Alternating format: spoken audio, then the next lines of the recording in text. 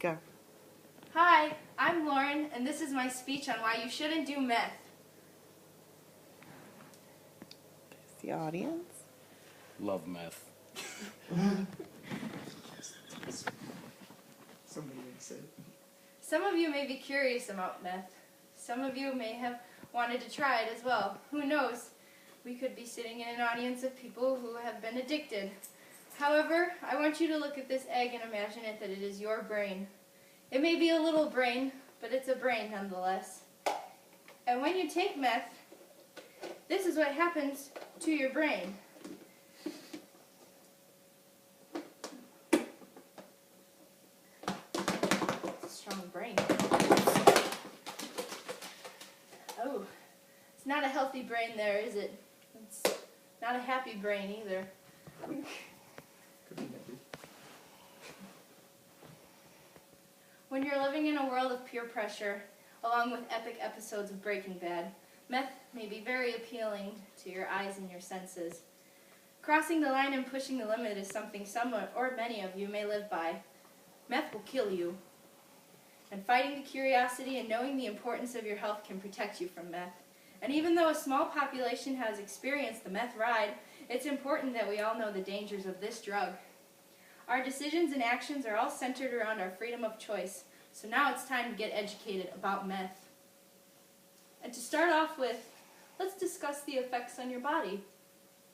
Once meth is inside of your system, there is a tendency to probably not sleep for days.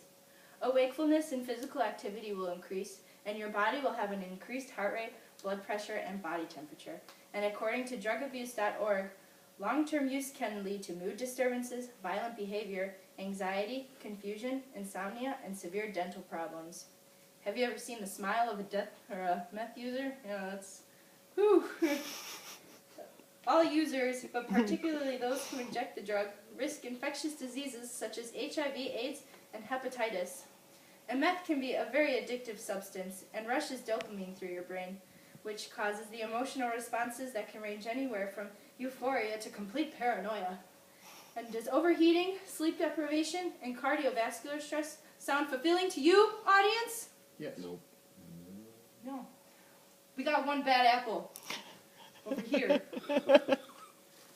Moreover, intervention can be a wonderful show. It provides some of us a great reminder that what we're doing is something right. But one disturbing episode that I have viewed recently was called Meth Mountain.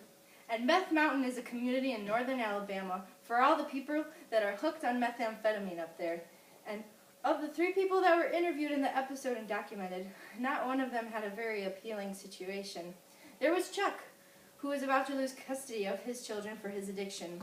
Boo, who was 58 years old but looked like he was about to kick the bucket any day now. And Shanta, who even admitted to doing meth while she was pregnant. And like most of the other episodes, all of these people were facing addiction and had many other people that had cared about them.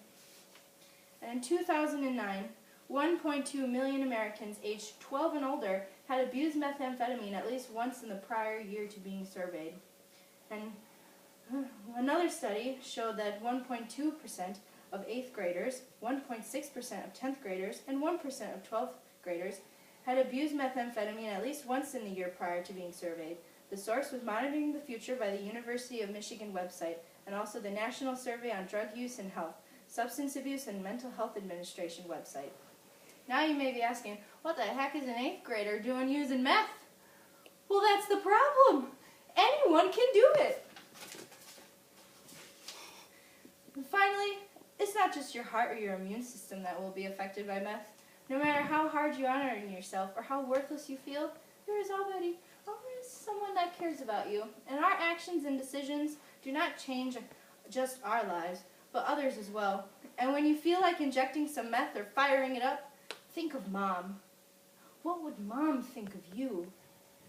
And it may be hard for others to express how they feel to you as a meth user, but because the truth can hurt.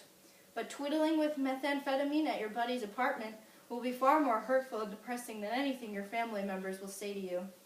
And in conclusion, you should be aware of the dangers of meth before you decide to take a vacation to northern Alabama. And remember that life is not to be taken for granted, because meth will kill you.